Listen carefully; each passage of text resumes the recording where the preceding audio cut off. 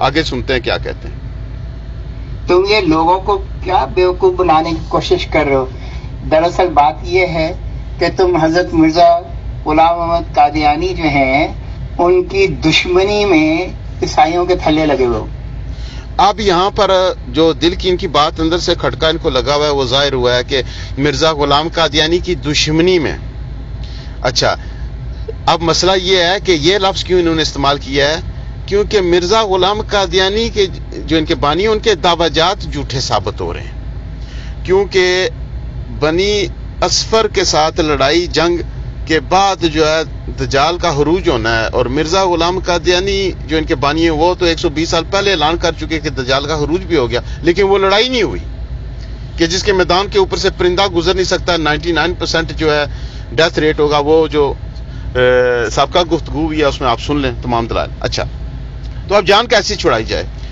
تو اب جو ہے یہ باتیں کر رہے ہیں کہ مرزا غلام قادیانی کی دشمنی میں تم یہ کہہ رہے ہو، نہیں، اصل میں اس سے مرزا غلام قادیانی کا جس بات سے جو ہے نا مرزا غلام قادیانی جو ان کے بانی ہیں ان کا جھوٹ ثابت ہوگا نا، قرآن و حدیث سے جب بھی ہم کو دلیل دیکھا تو مرزا غلام قادیانی کے دعویات کو جھوٹا ثابت کریں گے، یہ کہیں گے تم مرزا غلام قادیانی کی دشمنی میں یہ بات کر رہے ہو، بات یہ ہے نہیں، بات ہے کیوں نہیں؟ ہم نے تو دلائل سے ثابت کیا۔ آگے سنیں کہ جن کو مسلمانوں نے بری طرح روم میں ہرایا بھی تھا، شکستیں دی تھیں، وہ تم کہہ رہے ہو کہ وہ کوئی شکست نہیں دی گئی رومیوں کو۔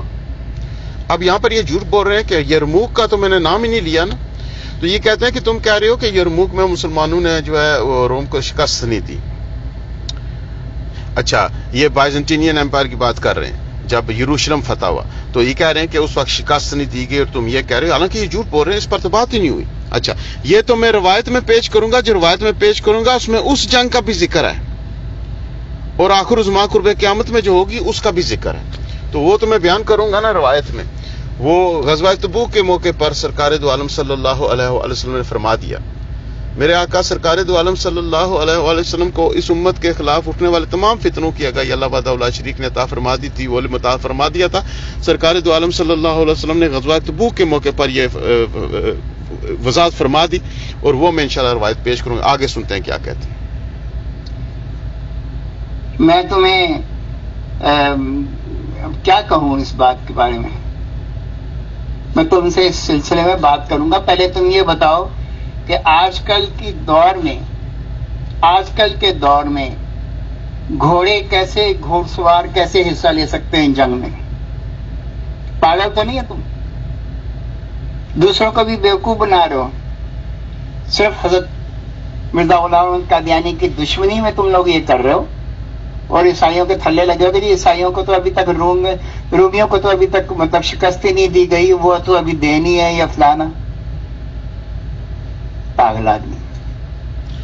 اب یہاں پر ان کی جو تنقید ہے اور ان کی جو انداز گفتگو ہے آپ نے دیکھ لیا نا، یہ قادیانی جو ہیں جب بھی ان کو پکڑا جائے کسی بات پر تو یہ کس طرح جو ان کے بانی ہیں مرزا غلام قادیانی ان کی طرح بد کلامی پر اور بد اخلاقی پر اتراتے ہیں۔ بہرحال ہم جو ہے علمی جواب دیں گے۔ میں اب جو ہے جواب کی طرف آؤں گا، اور میں وہ احادیث پیش کر کے تو جو انہوں نے اعتراض اٹھائے ان اعتراضات پر میں ان کو جواب دیتا ہوں، آپ بھی سنیے گا۔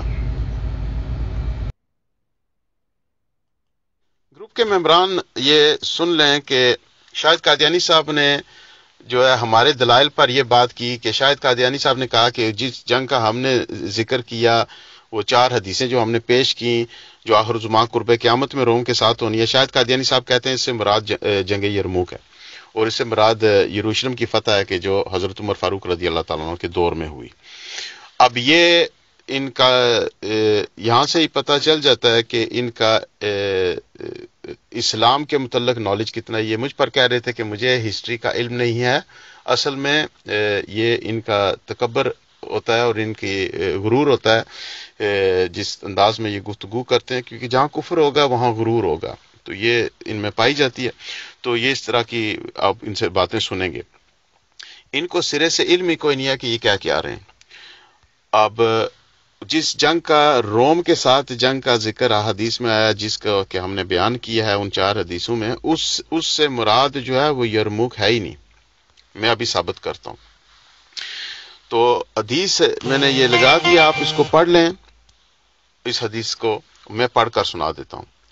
اوف بن مالک اشجعی رضی اللہ تعالیٰ عنہ کہتے ہیں کہ میں رسول اللہ صلی اللہ علیہ وآلہ وسلم کے پاس آیا. آپ غزوہ تبوک میں چمڑے کے خیمے میں ٹھہرے ہوئے تھے. میں خیمے کے سین میں بیٹھ گیا تو رسول اللہ صلی اللہ علیہ وآلہ وسلم فرمایا اوف اندر آ جاؤ. میں نے عرض کیا پورے طور پر سے. آپ صلی اللہ علیہ وسلم نے اللہ کے رسول آپ صلی اللہ علیہ وسلم فرمایا جی. یعنی کہ میں نے اس سے مراد یہ ہے کہ کیونکہ سین آگے سین تھا چمڑے کا، یعنی کہ آگے جو ہے تھوڑا سا سین لگا ہوتا تھا شیڈ کے لیے جہاں پر کہ خیمے کا دروازہ تھا، تو وہاں تک آ جاؤں یا کہ میں خیمے کے اندر آ جاؤں. اچھا، تو رسول اللہ صلی اللہ علیہ وآلہ وسلم فرمایا اوف اندر آ جاؤ. میں نے عرض کیا پورے طور سے اللہ کے رسول. آپ صلی اللہ علیہ وسلم فرمایا ہاں پورے طور سے.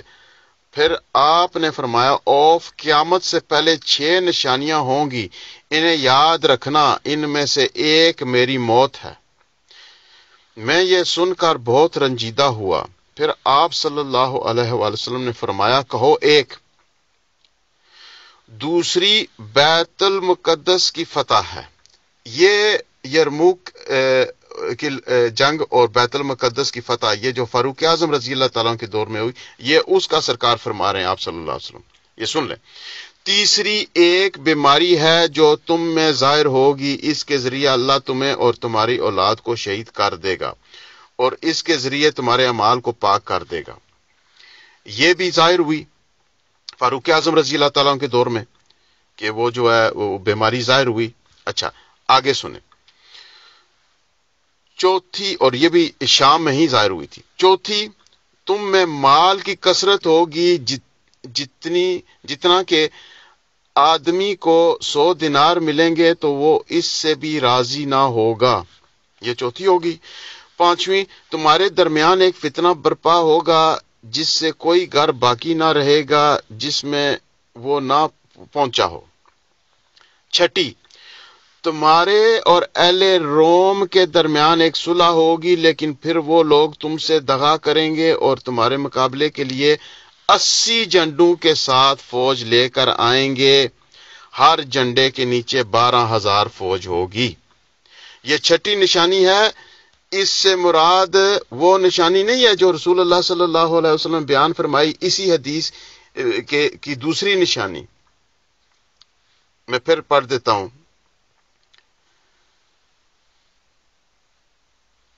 دوسری بیت المقدس کی فتح، وہ دوسری نشانی ہے.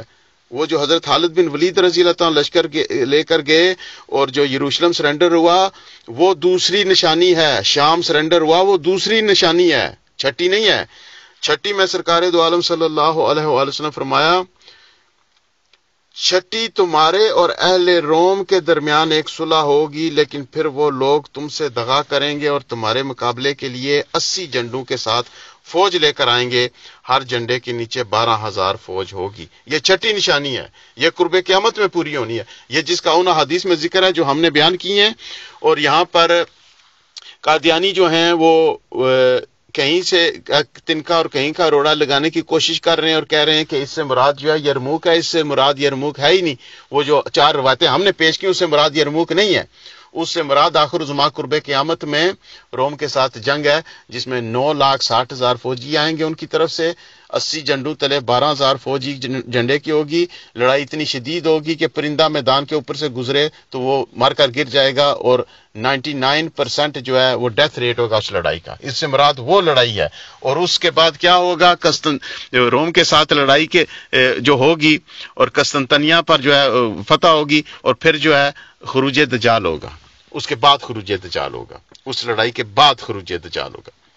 تو یہاں پر ان کی اس اعتراض کا میں نے جواب دے دیا ہے جو یہ کہہ رہے تھے کہ ان 4 حدیثیں جو ہم نے پیش کی اس سے مراد جو ہے یرموک کی جنگ تھی. تو اس سے مراد یرموک قطن نہیں تھی. اس سے مراد آخر الزمان قرب قیامت میں جو جنگ ہوگی رومیوں کے ساتھ وہ تھی.